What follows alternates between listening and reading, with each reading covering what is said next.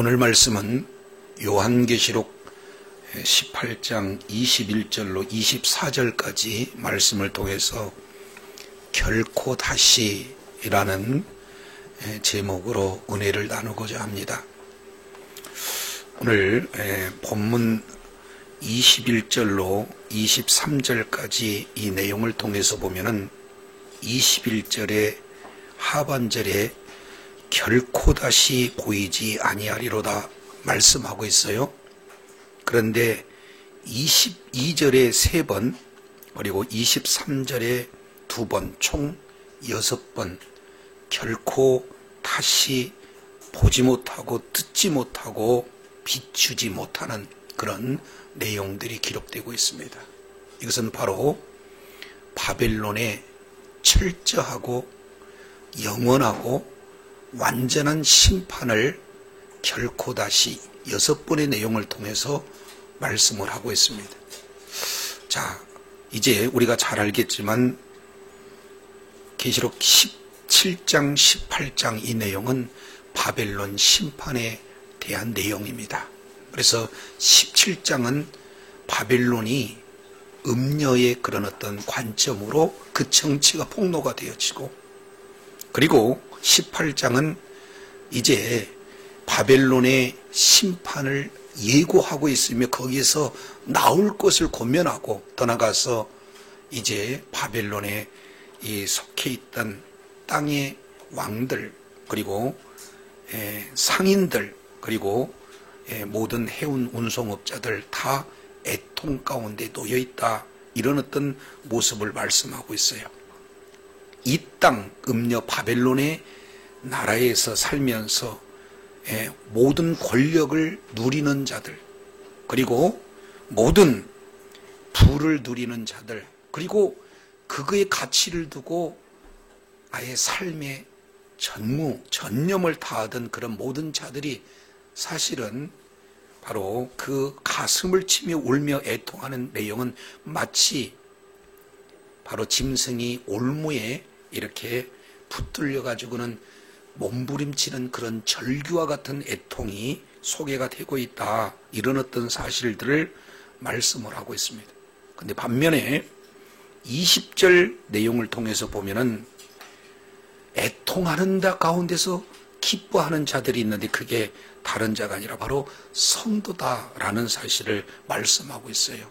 그래서 오늘 이 말씀을 통해서 21절 이 내용은 이제 20절까지 18장 20절까지 모든 내용은 17장에서부터 바벨론이 심판되었다라는 사실을 말로 선언하고 있지만 18장 21절에서 24절 이 내용은 바로 말로만 선포되는 것이 아니라 이제 구체적으로 눈에 보이도록 이렇게 행동으로 보여주는 상징적인 내용이 소개가 되고 있습니다.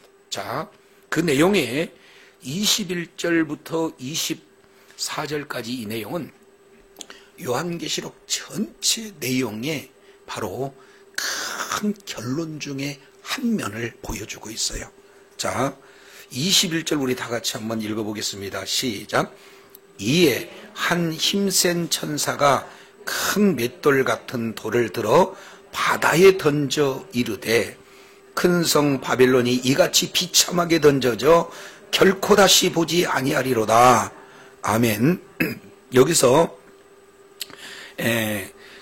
크게 힘센 천사가 등장하고 있고, 두 번째 큰 맷돌 같은 돌이 바다에 던져지는 그런 어떤 내용이 소개가 되고 있습니다. 그러면은 여기서 힘센 천사와 큰 맷돌이 바다에 던져지는 것이 무슨 뜻일까 하는 그 내용을 그 뒤에 해석을 하고 있습니다. 그 해석의 내용이 뭐냐면 큰 성 바벨론이 이같이, 큰 성 바벨론이 이같이 떨어졌다. 그래서 결코 다시 보지 못한다. 그러면 한번 생각해 보시겠습니다. 큰 맷돌, 여기는 이 맷돌이라는 것은 사사기 6장 21절 그리고 마가복음 9장 42절 이 내용을 통해서 보면은 연자맷돌이라고 그래요. 이것은 짐승이 이렇게 끌어서 움직일 만한 큰 맷돌, 이것은 가정용 맷돌이 아닌 거죠. 그래서 이렇게 큰 맷돌이 바다에 떨어졌다 그러면은 단 0.01%도 다시 바다 위에서 떠오를 가능성은 없습니다. 그러니까 완전하고 철저한 바벨론 심판을 바로 큰 맷돌을 바다에 던지는 그런 보이는 모습의 퍼포먼스를 통해서 그런 이를테면 지금 상징적인 그런 행동을 통해서 바벨론 심판에 대한 내용들을 말씀하고 있어요. 근데 여기서 우리가 조금 더 자세히 살펴보면은 지금 등장하는 존재가 뭐냐면은 큰 천사가 존재하고 있어요. 근데 이 내용을 계시록상에서 보면은 큰 천사가 몇 번 등장하냐면 3번 등장합니다. 자, 그러면은 이 천사가 등장할 때마다 함께 하고 있는 그런 내용들이 있는데 이걸 우리가 자세히 살펴보게 되면은 하나님의 의도를 우리가 찾아갈 수가 있어요. 자, 먼저 계시록 5장을 우리 한번 보겠습니다. 계시록 5장의 첫 번째 힘센 천사가 이렇게 등장을 하는데 5장 1절에 내가 보매 보좌에 앉으시니 오른손에 두루마리가 있으니 안팎으로 썼고 7개인으로 뭐 했다? 봉해졌다. 이 말씀을 하고 있습니다. 그러면서 2절 또 봄에 무슨 천사라고 그랬습니까? 힘센 천사, 힘 있는 천사가 큰 음성으로 외치기를 누가 그 두루마리를 펴며 인대기에 합당하냐라고 묻습니다. 그래서 결국 3절에도 두루마리가 나오고 4절에도 두루마리가 나오고 7절에도 두루마리가 나오죠. 그러니까 두루마리와 힘센 천사가 지금 함께 소개되고 있는 내용을 말씀하고 있어요. 근데 여기서 특징은 두루마리가 어떤 상태입니까? 봉해진 상태, 닫힌 말씀이에요. 닫힌 말씀, 봉해진 두루마리를 이렇게 천사가 지금 누가 뗄 수 있느냐 이렇게 표현하는 그런 내용입니다. 근데 이 천사가 10절에는 봉해진 두루마리를 어떻게 진행하는가 10장 보겠습니다. 10장 1절에 두 번째입니다. 내가 또 보니 힘센 다른 천사가 구름을 입고 하늘에서 내려오는데 그러면은 그 머리에 무지개가 있고 그 얼굴은 해 같고 그 발은 불기둥 같으며 마치 예수님의 형상처럼 지금 보여지고 있어요. 그만큼 전적인 그런 권세를 위임받은 모습을 말씀을 하고 있습니다. 자, 그런데 10장 2절 내용을 보면은 여기서 정보가 구체적으로 공개가 됩니다. 그 손에 해서 그는 누가 됩니까? 힘센 다른 천사가 되겠죠. 그 손에 펴놓인 작은 채를 들고 그랬어요. 처음에 힘센 천사가 누가 이 두루마리 책을 펼 수 있겠느냐, 뗄 수 있겠느냐 이렇게 물어본 천사가 이제는 10장 1절 2절 이 내용을 통해서 봤더니 아예 어떻게 됩니까? 펴져 있는 두루마리를 가지고 있는 그런 힘센 천사를 우리가 살펴볼 수가 있습니다. 그런데 이 힘센 천사가 오늘 본문 18장 21절 내용을 통해서 봤더니 힘센 천사가 큰 맷돌 같은 돌을 만들어 바다에 던졌다. 그러면은 5장 1절 2절 그리고 10장 1절 2절 이 내용을 통해서 보면은 지금 힘센 천사는 무엇과 연관이 되어 있는 건가요? 그렇죠. 두루마리와 연관이 되어 있잖아요. 그러니까 맷돌을 던지는 것은 두루마리 속에 펴져 있는 내용과 연관이 되어 있구나. 그러면은 그 내용은 어떤 내용이 이루어지는가? 그 큰 큰 성 바벨론이 이같이 몹시 떨어져 결코 다시 보지 아니하리로다. 결국에 두루마리의 내용이 성취되었다는 것을 상징으로 실제 눈에 볼 수 있는 그런 행동으로 보여주고 있다는 것을 기억하시기 바랍니다. 그래서 이 두루마리의 최종적인 내용이 뭐냐? 바로 바벨론 심판이에요. 그 바벨론 심판도 철저한 심판이요, 동시에 뭡니까? 완전한 심판, 그리고 영원한 심판의 내용이 두루마리 책에 기록이 되어 있고, 이게 봉해졌는데 공개가 되어지고 실제로 공개된 내용 그대로 성취가 되었다는 것을 큰 맷돌을 바다에 던지는 모습으로 내용이 성취되었던 것을 지금 말씀하고 있어요. 그러면은 이 바벨론이 왜 멸망을 당할 수밖에 없었을까? 17장 2절 그리고 18장 3절 이 내용을 통해서 우리가 살펴보면은 크게 두 가지 내용이에요. 하나는 음행, 그리고 또 하나는 사치, 치부, 이런 어떤 내용으로 이렇게 말씀을 하고 있습니다. 그래서 저와 여러분이 발을 딛고 살고 있는 이 세상의 모든 가치는 어떤 내용이냐?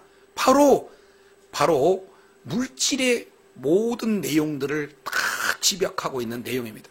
그래서 어떻게 하면 사치, 다른 말로 내가 얼마나 가졌느냐, 이 내용을 따라서 우리의 신분이 결정되어지는 그런 어떤 모습 속에서 살아가고 있는데, 이러한 세상은 결국에는 어떻게 돼요? 완전히 멸망되어지고 철저하게 멸망되어지고 영원토록 멸망되어지는 줄로 믿습니다. 그렇다면 우리가 이런 이 땅에 영원히 멸망되어질 이 땅의 가치를 두고 살 것인가? 이런 부분에 대해서는 우리가 성경을 통해서 생각해 볼 필요가 있습니다. 자, 그러면은 이렇게 바벨론이 영원히 멸망되었다 하는 그런 내용이 좀 더 구체적으로 어떻게 진행이 될 것인가 하는 내용이 18장 22절부터 23절까지 5가지, 바로 바벨론 성 안에 있는 특징 5가지 모습을 이렇게 말씀을 하고 있습니다. 자, 그러면 첫 번째 18장 22절 이 내용을 통해서 보면은 첫 번째 내용이 소개가 되고 있어요. 첫 번째입니다. 또 검은 곳 하는 자와 풍류에 거하는 자와 퉁소 부는 자와 나팔 부는 자들의 무엇이 소리가 결코 다시 내게 들리지 않는다. 첫 번째는요, 소리가 들리지 않는다는 거예요. 근데 그 소리는 어떤 소리냐? 봤던지 검은 곳 소리, 풍류하는 자들의 소리, 퉁소 부는 자의 소리, 나팔 부는 자들의 소리가 결코 들리지 않는다. 이런 내용이 지금 소개되고 있습니다. 이 내용을 조금 더 자세히 살펴보면 바벨론이 얼마나 호화스러운 연회와 호화스러운 잔치를 지금 베풀고 있는가. 사실은 핵심은 뭐냐? 음행과 그리고 사치가 총동원이 된 거예요. 그것이 바로 하나의 연회, 잔치에서 꼭 없어서는 안 되는 내용이 뭡니까? 음악이에요. 그러니까 바벨론 통치하에서 아주 귀하게 여김을 받는 자들은 바로 음악하는 자들입니다. 그래서 검은 곳 한다, 그 얘기는 현악기를 연주하는 거고, 풍류하는 자, 이것은 음악에 굉장히 조예가 있는 자들입니다. 요즘으로 본다면 PD 뭐 이렇게도 되겠죠. 그리고 퉁소, 나팔, 이 내용은 경기할 때나 장례식 할 때나 여러 가지 삶의 현장에서 지금 불려지는 그런 소리예요. 그러니까 일상생활에서의 바벨론은 한마디로 본다면은 늘 음악에 대한 기쁨, 이 내용에 심취되어 있다. 이것을 우리가 살펴볼 수가 있어요. 그래서 어떻게 하면은 큰 연회를 열면은 내 신분이 이 정도가 되어지고, 그러다 보니까 점점점 더 사치스럽고, 그러다 보니까 그들의 가치는 무엇으로 집결이 됩니까?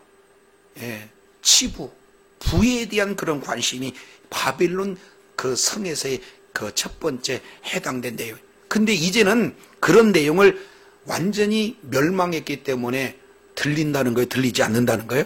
들리지 않, 삶의 기쁨을 잃어버리는 그런 첫 번째 내용을 말씀합니다. 자, 두 번째입니다. 이어서 이렇게 표현하죠.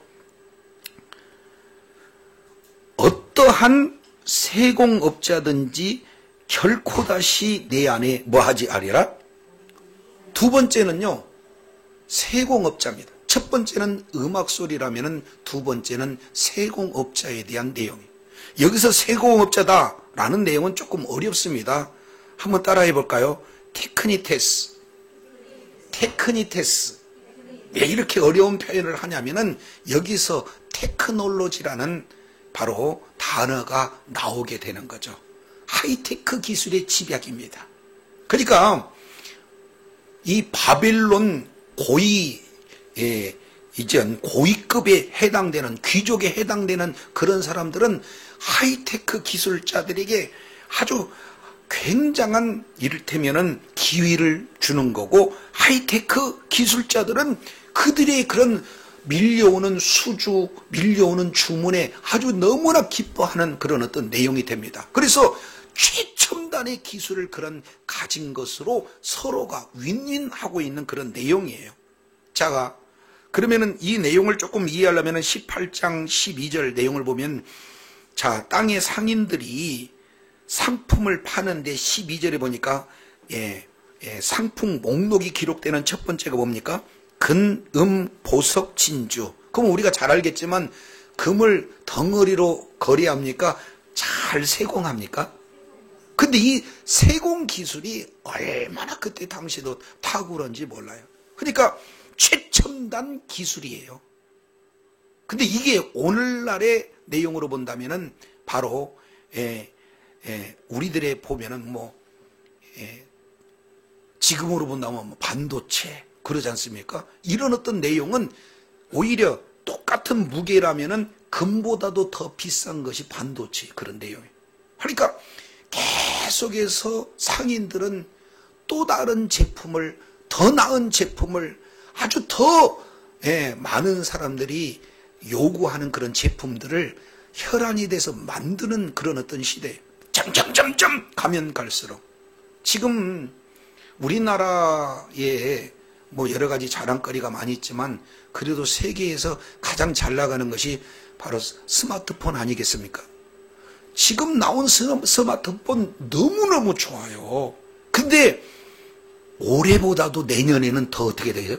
발전될 수밖에 없어요. 그러니까 모든 기업들은 최첨단 산업에 올인을 하고 있는 그런 어떤 내용이죠. 그래서 그 내용을 가지고 사실은 부를 축적하는 그런 내용이죠. 왜 그렇습니까? 이 세상의 기준이 무엇이 중심이 되기 때문에? 부가 중심이 되기 때문에. 그래서 그 부를 통해서 어떻게 하면은 사치하고 어떻게 하면은 나의 신분이 높아지는 그런 내용을 과시하는 그런 내용이니까 연회나 잔치나 이런 하이테크 이런 산업, 이 내용이 사실은 맞물려지는 그런 어떤 내용이 됩니다. 이게 바벨론 그런 성 안에 있는 두째적인 내용이에요. 그런데 이 내용이 이제 더 이상 없다는 거예요. 우리가 잘 알겠지만 과학이 발전되고 기술이 발전되면 세상은 더 나은 세상이 될 것이라고 우리가 기대하지만 성경은 말하고 있기를 이 세상은 종말이 있다는 것을 말씀하고 있다는 걸 기억하시기 바랍니다. 세 번째입니다. 22절 하반절에 보니까 또 맷돌 소리가 결코 다시 내 가운데 들리지 않는다. 여기서 맷돌은 가정용 맷돌이에요. 연세 많은 분들은 맷돌 이거 소리 다 들었잖아요. 어머니가 또 나랑네들이 이렇게 모여서 음식을 장만하는 그런 내용이 맷돌이 바로 음식을 만드는 그런 도구가 아니겠습니까? 그래서 일상적인 삶이에요, 이게 맷돌이. 자, 한쪽에는 계속해서 잔치가 벌어집니다. 그리고 그 잔치에 꼭 필요한 물품들을 이렇게 대주기 위해서 최첨단 기술은 점점 발전합니다. 그리고 아낙네들은 전체가 다 모여가지고는 이게 많은 사람들에게 음식을 먹고 잔치를 이렇게 진행하면서 호화스러운 파티를 이렇게 하는 그런 어떤 내용인데, 이제 더 이상 어떻게 됩니까? 일상생활에 있는 모든 그런 내용도 다 비치지 아니한다, 이렇게 말씀하고 있어요. 근데 네 번째 내용을 보면은 더 재미있는 표현이 소개되고 있습니다. 23절입니다. 자, 23절, 등불빛이 결코 다시 내 안에서 비치지 아니하고 그랬어요. 계속 연애는, 사치스러운 잔치는 계속해서 나타나고 많은 사람들이 동원이 돼요. 그러니까 어떻게 됩니까? 이 수요와 공급을 다 이것을 맞추려고 보니까 그때 당시에 이제는 불을 펴서, 이를테면 지금과 같은 호화스러운 그런 어떤 연애를 위해서 밤새내 뭡니까? 네온 사인이 펼쳐지고 거기에서 완전 환각의 그런 어떤 파티 시간이 이렇게 진행되기 위해서 등불을 피는 그런 어떤 내용입니다. 또 한편으로는 더 많은 물품을 더 적기에 공급하기 위해서 이제 등불을 켜고 밤늦도록 일하는 그런 어떤 모습을 등불빛이다, 이렇게 표현합니다. 그러니까 더 나은 삶을 꿈꾸는 비전을 이렇게 표현하지 않습니까? 그런데 이제 음악도 없어져요. 산업 생태계도 다 무너져요. 가정생활도 무너집니다. 더 나아가서 앞으로 더 많은 것을 더 야근까지 하고자 하는 그런 비전, 이 내용이 흑암으로 바뀌는 그런 내용이 바벨론 심판을 통해서 이루어지고 있는 것을 우리가 살펴봅니다. 근데 다섯 번째입니다. 23절 하반절에 보니까 신랑과 신부의 음성이 결코 다시 내 가운데 들리지 않는다.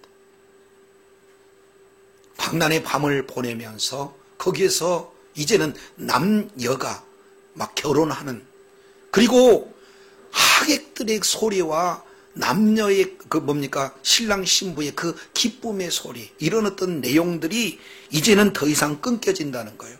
그러면은 한 가정을 이루고 한 가정을 통해서 자손들이 계속해서 나타나는데 이것마저도 이제는 더 이상 소망이 없게 되어진다, 이렇게 말씀을 하고 있습니다.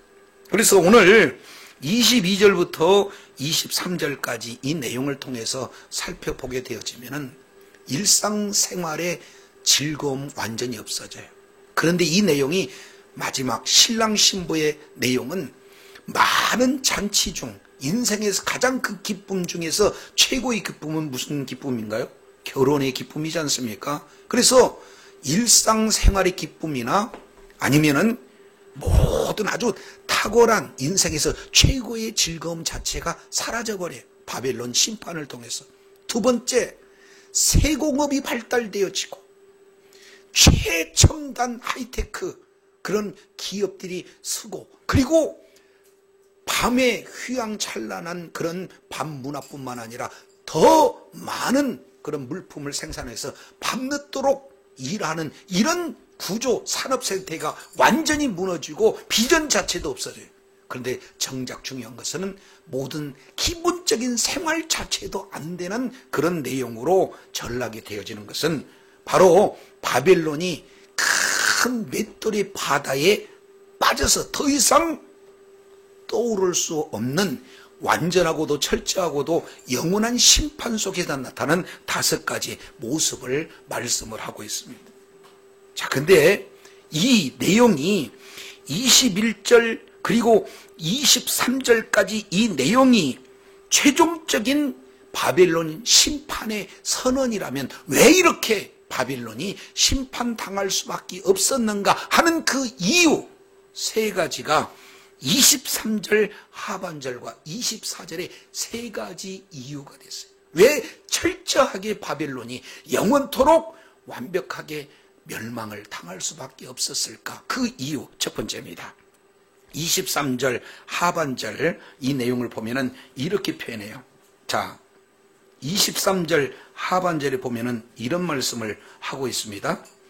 신랑과 신부의 음성이 결코 다시 내 안에 들리지 아니하리로다. 거기다가 한 가지를 기록하겠습니다. 자, 첫 번째 내용을 보면은 왜냐하면, 다시 읽습니다. 왜냐하면 이것이 빠졌어요.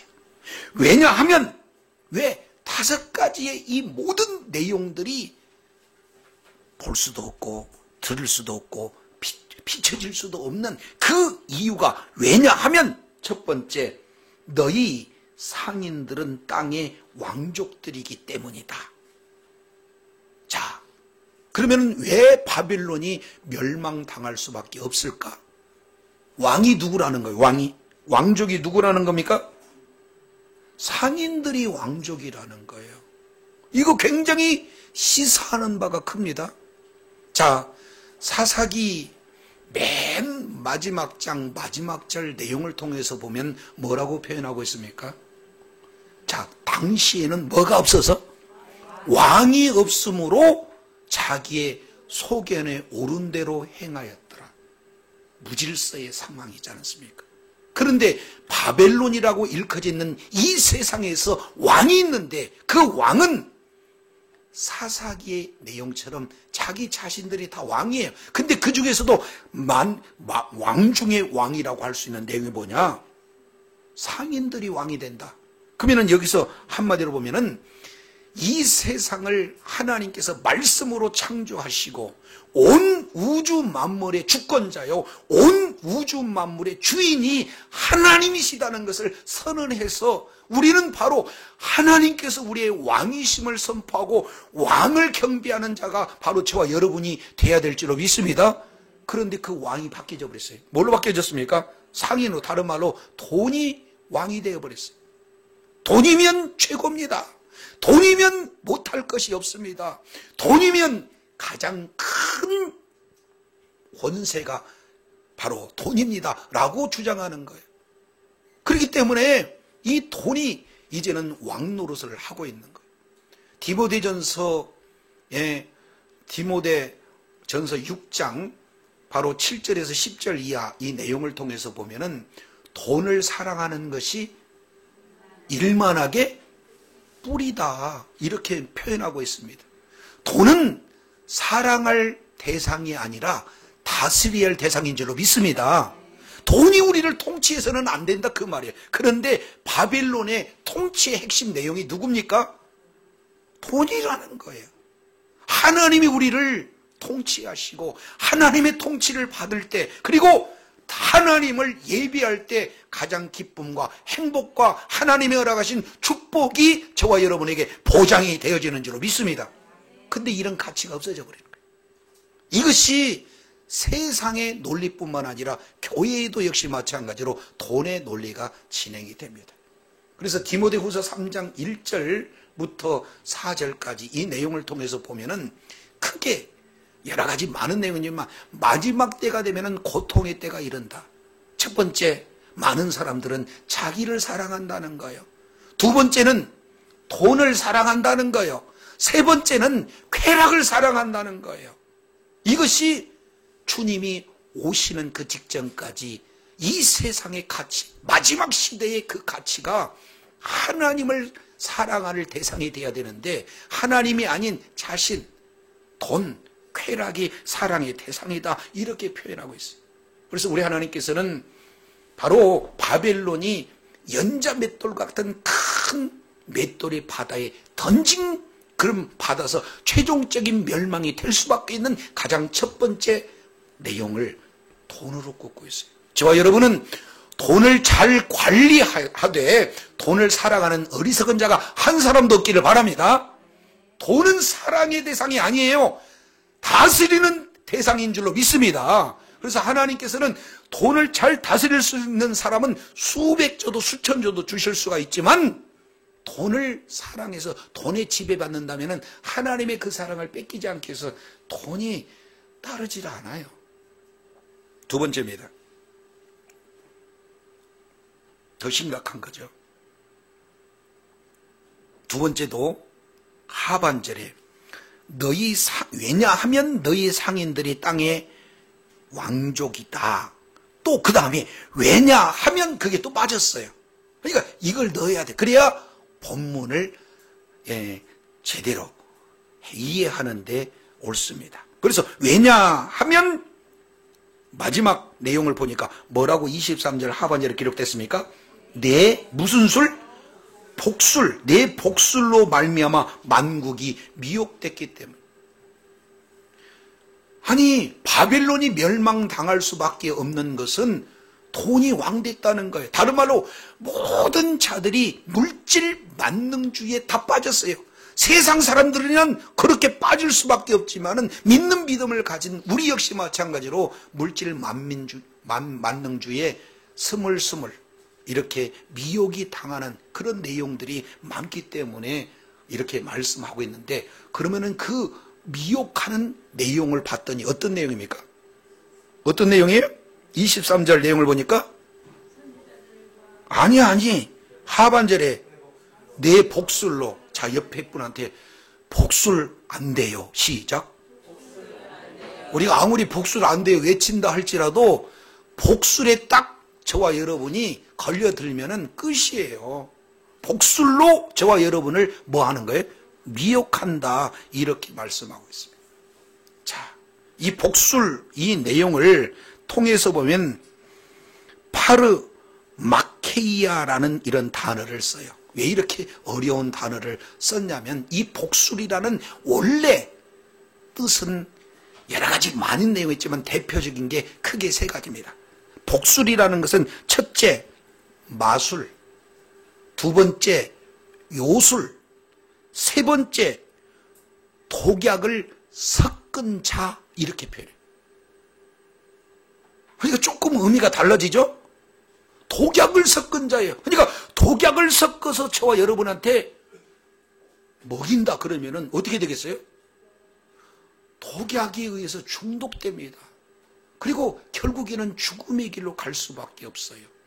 이것이 바로 바벨론의 멸망당할 수밖에 없는 두 번째 이유예요.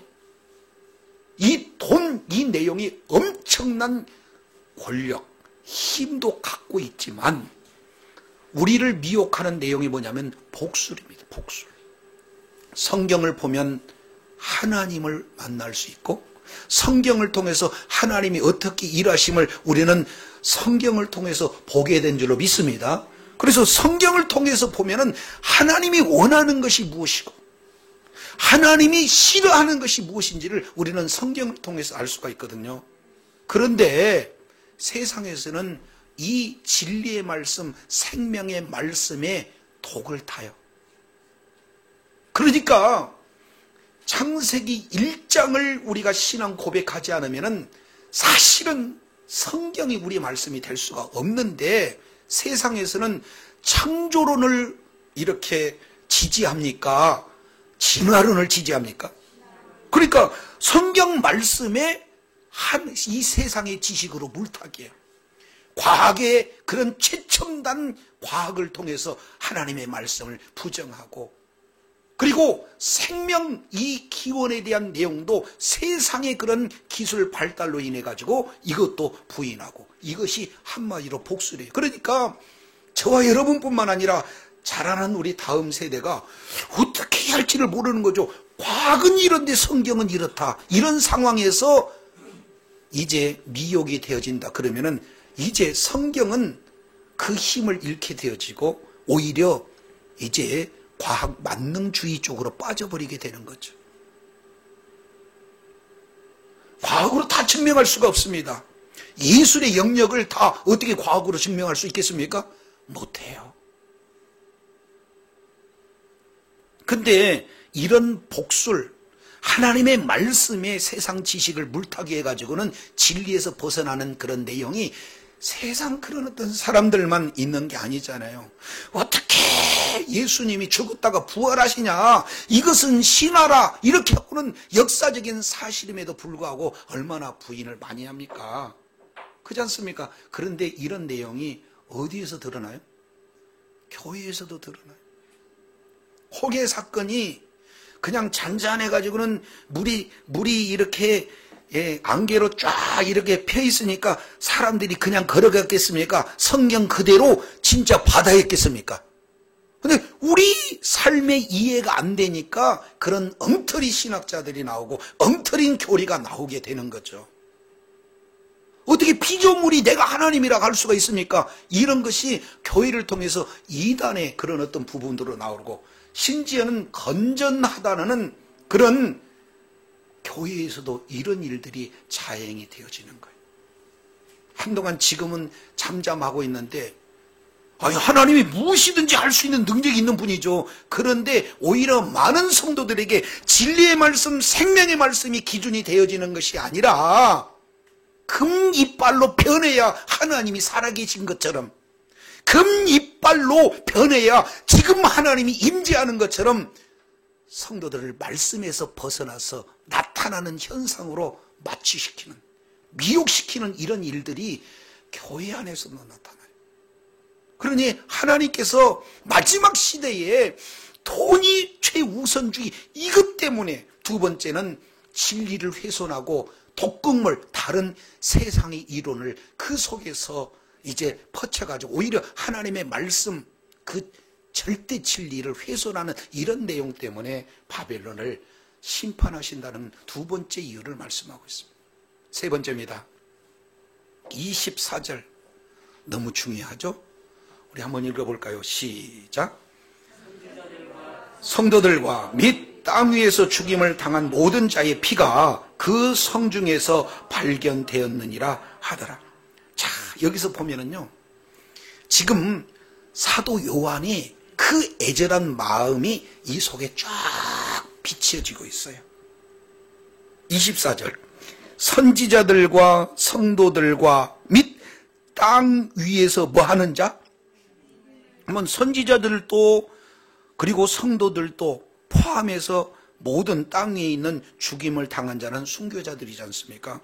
근데 그 순교자들의 무엇이? 피가 어디에 있어요? 이 성 중에서, 다른 말로 이 성 안에서 뭐 했다? 발견되었다. 그러면은, 자, 성의 5가지의 그런 성 내부에 있는 5가지의 핵심 내용을 말씀하고 있잖아요. 아, 바벨론 그랬더니 아주 사치스러운 그런 연회, 잔치, 이 내용에 필요한 음악이 있는 곳. 두 번째, 아유, 그냥 최첨단 기술을 높이 여겨서 하나님보다도, 하나님께서 은혜를 주시고 하나님께서 물질을 주시고 이런 내용보다도 기업, 최첨단 기업이 우상화되고 있는 그 내용. 세 번째, 일상적인 내용, 하나님께 영광 돌리고 하나님 나라에 관심 보기보다는 먹고 사는데 온통 관심이 있는 그것이 바빌론의 세 번째 모습. 네 번째는 뭡니까? 결국 더 열심히, 더 많이 이런 어떤 비전을 드러내는 그런 바로 등불 문화. 그리고 다섯 번째 이 내용을 보면은 모든 삶의 가치가요, 바로 모든 것이 우리 가정, 우리 새끼, 이런 내용에 다 포함이 되는 것이 바로 우리의 미래다라는 그런 어떤 가치만, 하나님의 나라를 확장하기 위해서 저와 여러분에게 사명을 줬고, 생육하고 번성하는 것은 꼭 내 자녀에게 말씀을 전수하는 것도 중요하지만 결국에는 하나님 자녀로서 이 땅을 가득 채워야 할 그런 어떤 사명적인 존재임에도 불구하고 오직 내 새끼, 내 가정, 이쪽에만 관심을 갖는 이 내용이 바벨론 전체의 핵심 내용 아니겠습니까? 근데 사도 요한이 발견되었다는 거예요. 발견되었다. 근데 발견된 것이 뭐가 발견됐습니까? 피가 발견됐다는 거예요. 피가. 그러니까 진짜 하나님이 왜 바빌론을 심판할 수밖에 없었는가 하는 내용은 피의 부르짐이 준 줄로 깨달으시길 바랍니다. 창세기 4장 10절 내용을 보면은 가인에게 죽임을 당한 아벨의 피가 땅에서 호소한다라고 말씀하고 있지 않습니까? 예수님도 마태복음 25장인가요? 내용을 보면은 아벨의 피로부터 사갈의 피, 그 내용의 값을 신원해 주기 위해서 오신다고 말씀하고 있잖아요. 지금 세계적으로 가면 갈수록 어떻게 하면은 말씀을 이제 뭡니까? 탄압해요. 교회를 탄압합니다. 예수 잘 믿는 사람을 탄압해요. 이것은 어느 시대, 어느 정권이든 동일하게 이런 시대들이 나타나요. 그렇지 않습니까? 아니, 코로나의 이런 어떤 사태에서 정말로 뭡니까? 모여있는 장소는 교회뿐이 없습니까? 그렇지 않잖아요. 그런데도 불구하고 정상적인 예배를 드려야 되는데 이런 어떤 부분에 대해서 이렇게 방해를 한다면 이것도 문제예요. 그런데 앞으로도 어떤 정권이 들어온다 하더라도 이런 일들은 나타날 수밖에 없어요. 예수를 바로 알고 바로 믿고 바로 증거하자라고 마음을 먹으면 언제든지 이런 피 흘림의 역사가 나타난다는 겁니다. 그런데 예수 전하지 않고 대충 하여튼 예배도 내 마음의 방법대로 이렇게 진행하는 그런 어떤 내용은 앞으로 더 많은 유혹이 올 수밖에 없지 않습니까? 근데 오늘 보니까 여기서 선지자들이 뭐 잘못했습니까? 성도들이 뭐가 잘못됐습니까? 아니잖아요. 예수님을 전해서 예수만 구원이다. 예수님만이 바로 우리들의 복음이다. 이런 내용을 외쳤을 뿐인데 이 바빌론이라는 이 세상은 그들을 죽였다는 거예요. 수많은 순교자의 피를 흘렸다는 거예요. 그랬을 때 계시록 6장 10절 이 내용을 통해서 보면은 제단 아래에서 순교자들이 뭡니까? 하나님 앞에 원망 섞인 기도를 탄원하는 그 기도를 이렇게 진행하지 않습니까? 그래서 우리 하나님께서는 이 세상이 악하고 이 세상이 멸망받을 수밖에 없는 그러한 요인들이 있다 할지라도 우리 하나님께서 발견된 것은 저와 여러분의 그런 하나님을 향한 기도를 우리 주님이 외면하지 않는다는 것 기억하시기 바랍니다. 피의 호소를 우리 주님이 들으시고 멸망시켰다는 것을 사도 요한은 오늘 마지막 세 번째 이 바빌론이 심판되어야 할 이유를 정확하게 이렇게 말씀하고 있습니다. 그래서 두 가지만 이렇게 말씀을 드리고자 합니다. 첫 번째, 바벨론 심판에서 18장 4절에 보니까 내 백성아 거기서 나오라는 거예요. 저와 여러분이 거기서 나오라 하는 내용은 함축적으로 본다면은 음행, 사치, 치부 이런 세상적인 가치관 속에서 빠져나올 것을 저와 여러분에게 간절히 아주 호소하는 우리 주님의 음성을 이 시간 듣기를 원합니다. 두 번째는요, 이제 음행이라는 것은 정결한 신부하고 반대편이잖아요. 우리 주님이 다시 오세요. 다시 오시는 우리 주님은 심판주로 오시는데 심판 이후에 저와 여러분 어떤 다시 오실 심판주로 오실 예수님이 동시에 저와 여러분의 신랑이 되어진 줄로 깨달으시길 바랍니다. 그러면은 어떻게 돼요? 신랑을 맞이할 정결한 신부로서 저와 여러분이 신앙을 정결하게 이렇게 유지해야 되지 않겠습니까? 그것은 이 세상을 가치를 두는 게 아니라 오직 예수님만을 사랑하는 예수님만을 기라내는 그래서 예수님이 싫어하는 그런 일들을 바로 우리가 과감하게 버리는 그곳에서 있었다면 거기서 나오는 정결한 신앙을 요구하고 계시다는 것을 기억하시기 바랍니다. 사회적으로 어려워요. 가면 갈수록 기독교가 핍박을 당할 수 있어요. 이제는 일반적인 믿음 가지고 내 신앙을 지킬 수 있는 그런 환경이 이제는 더 점점 희미해질 수밖에 없습니다. 이런 어떤 내용 속에서 주님 오시는 그날까지 승리자가 되시기를 원합니다. 정결한 신부로 준비가 되신 자가 되기를 원합니다. 그래서 이 땅에 임한 하나님의 나라에서 동행해 주시는 주님과 늘 교제할 뿐만 아니라 다시 오실 예수 그리스도 그분을 통해서 마지막 최후의 승리자요 온전한 기쁨을 온전히 누리는 축복자요 지혜자들이 다 되시기를 예수 이름으로 축원합니다. 기도하겠습니다. 걸어가신 하나님 아버지, 감사합니다. 바벨론이 침판되었음을 예고하고 말로 선언했지만 우리 하나님께서 그것도 애달파서 모두가 다 눈으로 볼 수 있는, 그래서 마음 가운데 아주 깊이 새길 수 있는 그런 방법으로다. 큰 맷돌이 바다에 던지려면 다시는 올라오지 않겠느냐 하는 시청각, 시각적인 방법으로 우리 주님이 말씀하시면서 그곳은 세상의 사치를 위한, 세상의 기쁨이 충만한 음악으로 가득 찬 곳이요, 그것은 그러한 이제 로마 정부의 돈 가진 자들, 권력 가진 자들이 원하는 그들의 취향에 맞는 제품을 더 개발하고 발전하는 것이 최고의 우선적으로 진행되는 그런 제국이요, 그리고 그런 일들을 계속해서 더 잘할 수 있도록 모든 자들은 아예 그냥 잔치를 준비하는 일상적인 그런 어떤 생활 가운데